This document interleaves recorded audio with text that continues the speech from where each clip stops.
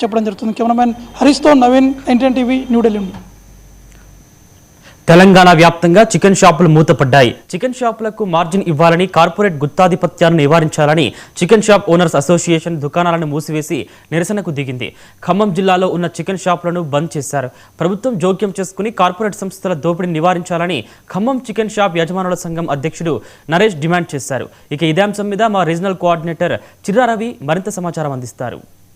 తెలంగాణ రాష్ట్రంలో చికెన్కి ధరలు పెరగడంతో మొత్తం చికెన్ షాప్ యజమానులు మొత్తం కూడా ఇప్పటికే ఏదైతే అన్ని షాపులు రాష్ట్ర వ్యాప్తంగా బంద్ చేశారు. ఖమ్మంలో ఉన్నటువంటి చికెన్ షాపులు ఏదైతే ఉన్నాయో మొత్తం కూడా బంద్ చేయడంతో ప్రధానంగా ఉన్నటువంటి ఏదైతే చికెన్ షాప్ సంబంధించినటువంటి యజమానులందరూ కూడా ఇక్కడ ధర్నా చేస్తున్నారు. ఇక్కడనే ఏదైతే చికెన్ షాపు రేట్లు విపరీతంగా పెంచడంతో గతం కన్నా ఒక దాదాపు 300 ఉన్నది ఈరోజు 400 దాకా పెంచడంతో పెద్ద ఎత్తున ఇక్కడ ఉన్నటువంటి వినియోగదారులకి ఒకవైపు ఇబ్బంది జరుగుతుంది, రెండో వైపు ప్రధానంగా షాపులు నడవకపోవడం అనేటువంటి ఒకవైపు జరుగుతుంది. ప్రధానంగా చికెన్ షాపు యజమానుల్ని టార్గెట్ చేసి వీళ్ళు అంటే ప్రధానంగా చికెన్ షాప్ ధరలు పెంచుతారు అనేటువంటిది ఒకటి ఉన్నది. అయితే అసలు సంబంధించినటువంటి ఏదైతే కార్పొరేట్ సంబంధించినటువంటి ఏదైతే చికెన్ షాపులకు వేసేటువంటి యజమానులు ఎవరైతే ఉన్నారో వాళ్ళందరూ సిండికేట్ అయ్యి మొత్తం కూడా ఈ యొక్క ధరలు పెంచడంతో ఆ ప్రభావం వినియోగదారుల మీద పడడంతో ఒక రకంగా ఆ చికెన్ షాపు యజమానులు నష్టపోతున్న సందర్భం నెలకొంది. ఇదైతే సిండికేట్ అయినటువంటి వాటి ఏదైతే యజమానులు ఎవరైతే ఉన్నారో సిండికేట్ యజమానులని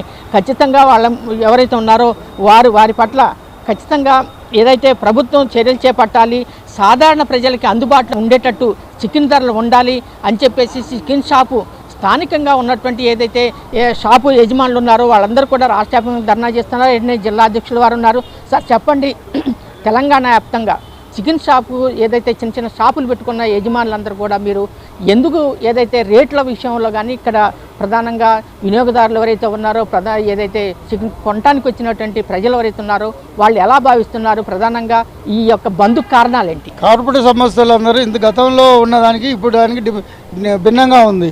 గతంలో మాకు 15 నుంచి 15 రూపాయలు మాకు ఇచ్చేవాళ్ళు మార్జిన్. ఇట్లా ఆ మార్జిన్ అనేది తీసేసి గత 2 నెలల నుంచి సిండికేట్ అయ్యి గతంలో రైతులు పాడు చేశారు కార్పొరేట్ సంస్థలు, తర్వాత ట్రేడర్లు పాడు చేస్తున్నారు, ఇప్పుడు మమ్మల్ని పాడు చేస్తున్నారు. ఒకసారి 130, 125 రూపాయలు ఉన్న కోడి రేటుని 180 రూపాయలు చేశారు. పక్క రాష్ట్రంలో ఇదే కార్పొరేట్ సంస్థలు, ఇక్కడ ఇదే సమస్యలు. పక్క రాష్ట్రంలో 130 రూపాయలు ఏంది, ఇక్కడ 180 రూపాయలు ఏంటి? 180 రూపాయలు వేస్తే వాళ్ళు అక్కడ ట్రేడర్లు మాకు తీసుకొచ్చి చేస్తే ఇప్పుడు ట్రేడర్కి ఇచ్చే ఒక ఏజెంటు ట్రేడర్ తీసుకొచ్చి మాకేస్తున్నాడు. దాన్ని 180 రూపాయలు పేపర్ రేట్ వస్తుంది. పేపర్ ప్రకారం వాళ్ళు 40 కేజీలు కాటా పెట్టుకొని వస్తే సంస్థ దగ్గర ఆ 40 కేజీలు మీ ఇక్కడ కాటా పెడితే 38 కేజీలు 37 కేజీలు ఉంటుంది. 2.5 కేజీలు వెయిట్ లాస్ అవుతుంది. 180 రూపాయలని ప్లస్ ఈ వెయిట్ లెస్ కలుపుకుంటే 230 రూపాయలు అవుతుంది. 400 రూపాయలు అమ్మినా డబ్బులు మిగలవు. ఖమ్మంలో 380 రూపాయలే అమ్మాం. 380 రూపాయలు అమ్మితే కస్టమర్స్ ఏమంటున్నారు, మోసం చేస్తున్నారు, మోసం చేస్తున్నారు, సిండికేట్ అయ్యారు, మీరు దోచుకుంటున్నారు.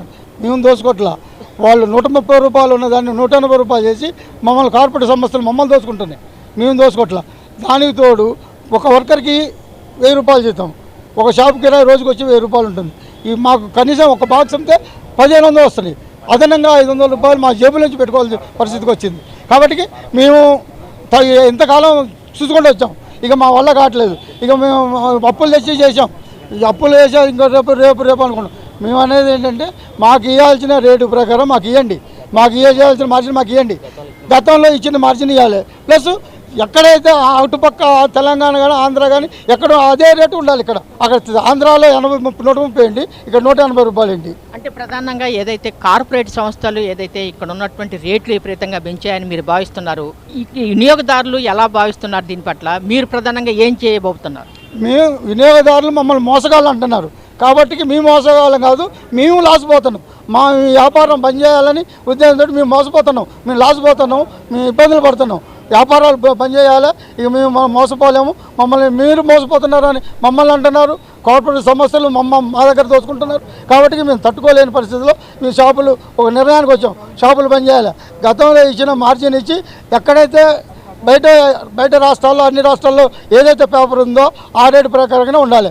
ప్లస్ కోలా రేటు చికెన్ ఏం చేస్తున్నారు, 180 రూపాయలు పెట్టి 220 రూపాయలని రేటు పెడుతున్నారు. అది క్యాలిక్యులేషన్ చేస్తే 260 రూపాయలకు వస్తుంది మేము కోసికి కాటా పెడితే. దానికి తోడు కాటా పెట్టాం, కేజీ చికెన్ కొడితే 50 గ్రాములు ఎక్కువ చేయాలి.